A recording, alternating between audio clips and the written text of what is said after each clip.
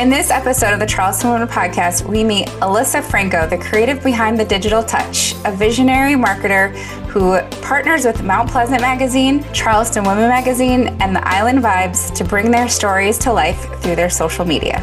This is Charleston Women Podcast, where you can meet like-minded, strong, independent, professional, and inspiring local women. This is Charleston Women Podcast. Hello, and welcome to this episode of the Charleston Women Podcast. I'm Kim Russo, your host, and today we're joined by Alyssa Franco, the creative mind behind The Digital Touch, a Charleston-based digital marketing studio helping local businesses and brands stand out online. Alyssa works closely with Mount Pleasant Magazine, Charleston Women Magazine, and Island Vibes to bring their stories to life through social media. She's here to share insights on branding, web design, and how she's helped Charleston businesses shine one digital touch at a time. Alyssa, welcome to Charleston Women Podcast. I'm so excited to have you and talk about also how you helped the magazine. But first, can we get started on why you started The Digital Touch?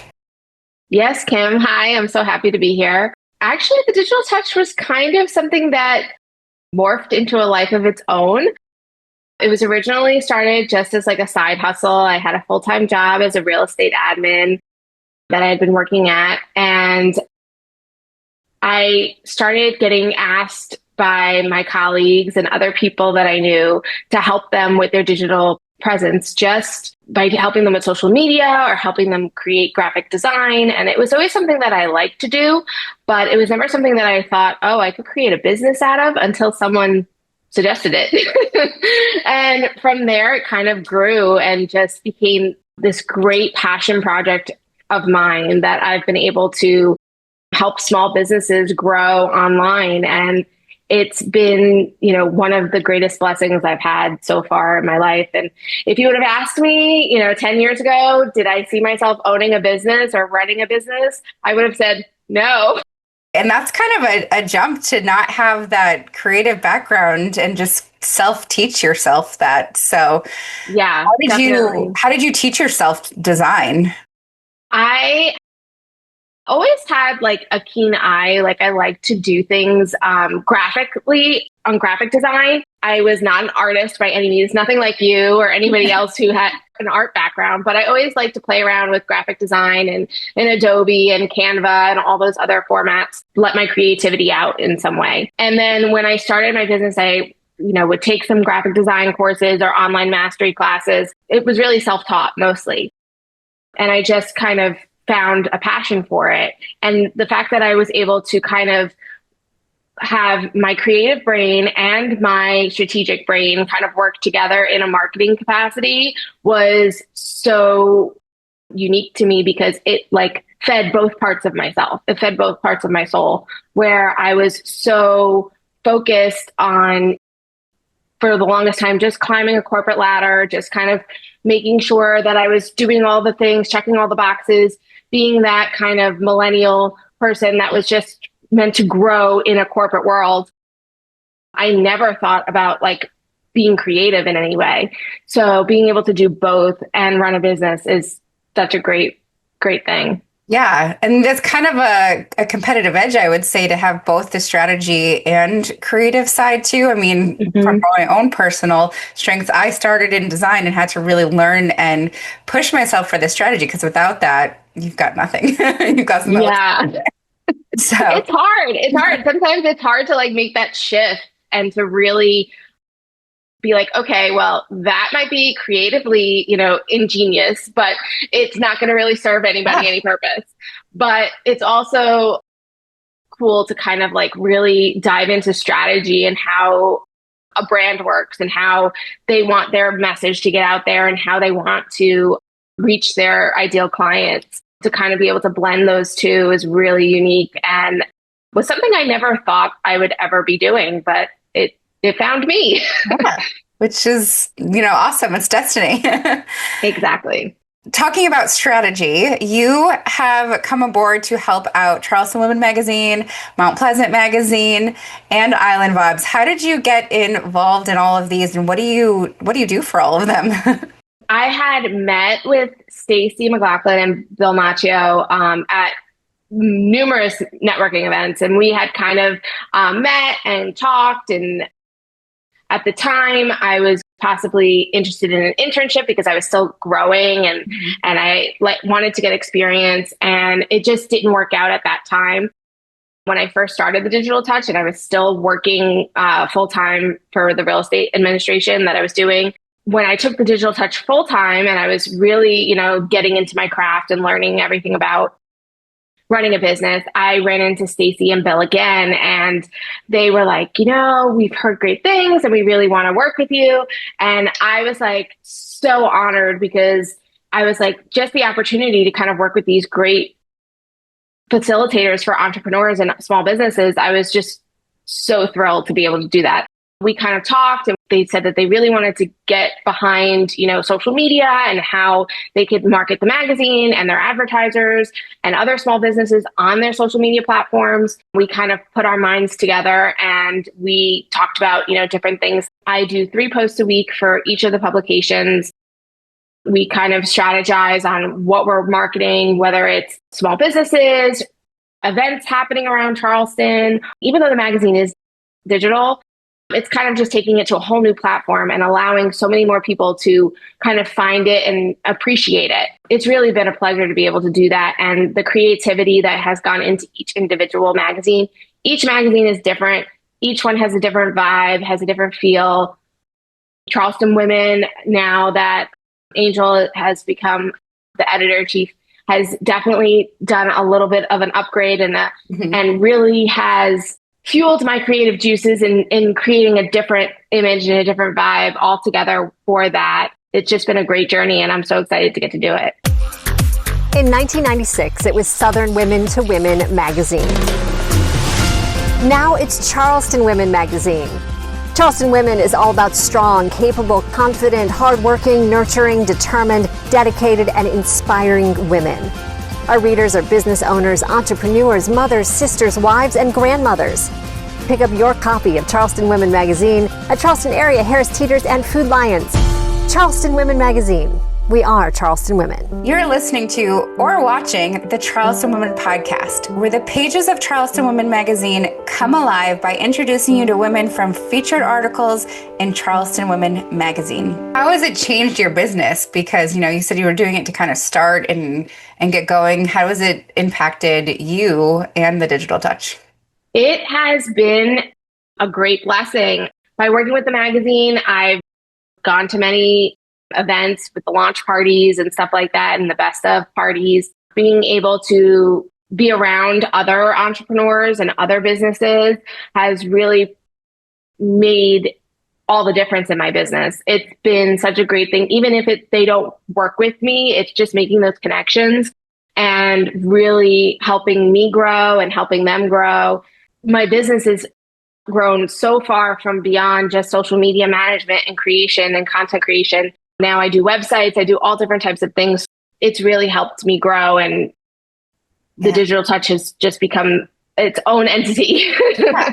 That's something I say too. It's, being a part of the magazine isn't just being an advertiser, it's a whole community, and it's the events, and it's getting to meet people that you normally wouldn't on a day-to-day. And it's almost like a little club that we get to meet these other entrepreneurs that are having the same business problems or the same business wins and goals. And so I am right there with you. Exactly. You and I both do the same thing. We're both in Charleston. Mm-hmm. There's a lot of competition. What do you do to really stand out? And how do you look at competition? I really don't look at competition. I kind of look more into like collaboration. You and I have done this before. I've done it with so many other creatives. There's more than enough small businesses in Charleston for all of us. And we all kind of have our own different niches and different expertise. And I kind of feel like I don't want every piece of the pie. I want to share. A high tide raises all boats, kind of thing. And that's my philosophy.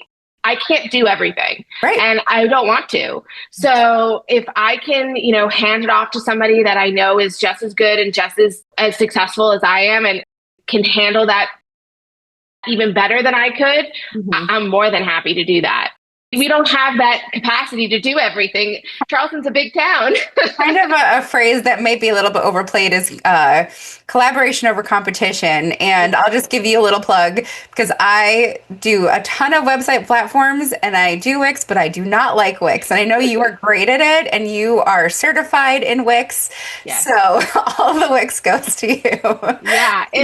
And that's the thing. It's like we all have our different things that we're good at and we like to do. I think we all go through phases in our businesses too. Like some of us might be really busy at certain times and we might not be busy in other times, or we might be really, trying to promote a specific offer at that time. And we might be leaning back a little bit on another service we might provide. Just making sure that we stay active in our communities and kind of collaborate. I think that that's just the best way to just foster good relationships, and referrals are the key to everything. Referrals, visibility. Exactly. Getting out there and meeting new people and meeting other creatives too, so that you can have opportunity for collaboration. Okay, so what other goals do you have for the magazines?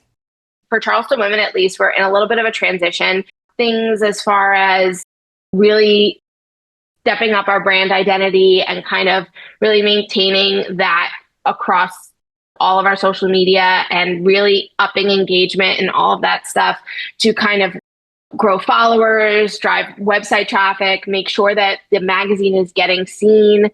That's really for all of the publications. You can find them anywhere. You can find them at your grocery store, you can find them at the bookstore, and you can find them on your computer. And just making sure that everybody knows, oh, hey, you can read this article or you can check out these events, and have an easy plug just to get through to that through social media is so important. Hopefully for Mount Pleasant Magazine and Island Vibes, we can kind of up that branding as well for those two publications also. Charleston Women, like I said, just went through that little shift. So I'm excited to see what happens next for the other two. Now on to you a little bit. You've got some cool offers. So tell me about Website in a Week. I launched this at the beginning of the summer, and it's been such a fun offering and so cool for me to get to do. I've worked on a couple of different Websites in a Week projects. Basically, it's for the small business that's looking to have their website visible, SEO friendly, mobile optimized, everything kind of done for you in 1 week. And it's so great because so many people come to me and they're like, oh, well, the website is so overwhelming. And so there's so many different things that I don't know what to do. I don't know if I should add this. I don't know how to copyright. I don't know how to, include SEO. And I kind of just say to them, well, start with all your brand assets. So if you have everything for your brand ready to go, then we can accomplish your website in a week. That is really the key. And getting to work with all these small businesses to really launch their site and their presence online has been awesome. Getting everything done quickly and effectively is best case scenario by far. I know you have a Black Friday special. My Black Friday special is actually going on for the whole month of November and December. So if you book between November and December on any of my services, which include email marketing, website design, including the Website in a Week package, also social media packages, social media templates, any of my services, you get 10% off any of the service packages that you sign up with. So if you decide, hey, I really want branding and I want a website, we could do a 10% off each service package for you for the Black Friday special. It's really a great offer. I do a bunch of different offers throughout the year, but the Black Friday one is really special. You mentioned email marketing. How does that strategy work into branding and social and website? Yes, that's such a great question. I get asked it all the time, and it's my favorite thing to answer because I feel like email marketing kind of gets the short end of the stick. So many people are like focused on social media and focused on their website, but they forget that they need to have those soft touches and they need to, make sure that their brand and everything is cohesive across everything. Mm-hmm. So if you're doing email campaign or something along those lines, you want to make sure that it matches your website and your social media and your brand. My email marketing, I offer different packages for that. from just a monthly newsletter to if you're doing a promotion and you want multiple emails to go out in the month to promote a special offer. A lot of people get overwhelmed with email marketing, but email marketing has a higher ROI than social media. It's forgotten about. And I think it's so important because people, they open their inboxes every single day. And with social media, they just keep scrolling. When they're opening your email, it's usually intentional and they're usually interested in what they're looking at. I like to remind my clients about it and make sure that they kind of know it's important to stay connected to your sphere. It's important to market yourself. And it's important to make sure that your brand is cohesive across all platforms. So how do you deal with clients that you kind of have to give them a understanding of the difference between social reach, email reach? What are their goals and what are the expectations that you give them? And how do you kind of manage that with them? For social media, it's very hard. The way I kind of put it to them and to make it the easiest way to understand it is that social media is you being in the room. If you're not in the room, nobody knows about you. First thing people do when they're looking up a new business or looking up a person that they want to work with is they look you up on Google. And then the second thing they do is look you up on social media. So if you don't have a social media presence or you haven't posted in a month or you don't post consistently, people wonder, oh, well, are they still in business? Are they still doing this job? Do they still have a client base? Social media doesn't necessarily translate to sales. It just translates to building that kind of connection with your client base. Whereas email marketing usually has a specific purpose. You're either selling a specific thing or you're signing up for a newsletter because they're giving you a freebie or some sort of lead magnet that kind of attracts them to you. And you build on that and you build that relationship by emailing them every month or every week. And that can translate eventually to a sale because they are specifically looking to work with you because they've already taken the step to sign up for your emails. That's kind of where I kind of try to make that differentiation with my clients because it can get confusing and a lot of people don't realize the value of email marketing and the value of social media. They're totally different. Yeah, that's a great way to kind of break it down and simplify it and it makes a lot of sense. It was great having you on here. I just want to know, how do people find you? Can they DM you on Charleston Women, on Mount Pleasant? Yeah, definitely. You can reach me on the magazine social medias, but my social media is the Digital Touch CHS. That's my Instagram handle. And then my website is thedigitaltouchchs.com. You can fill out a form, all of that stuff, all on my social media. I have links to, if you want to get on my newsletter, all of that is all readily available on my social media or on my website. Yeah, I'd love to hear from everybody. And I'm always open to collaboration too. Yeah. So when they get to your website, do you have a booking form or how did they get a free consult? How does that work? Yes. So I have a link for them to book a free discovery call with me.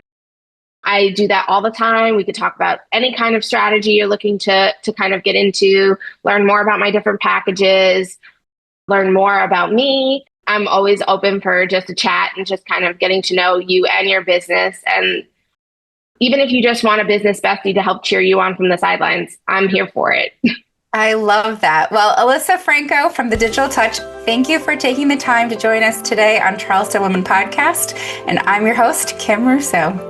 Thanks, Kim. Thanks for spending time with Charleston Women Podcast. Please like us and follow us on whatever platform you're using to access Charleston Women Podcast.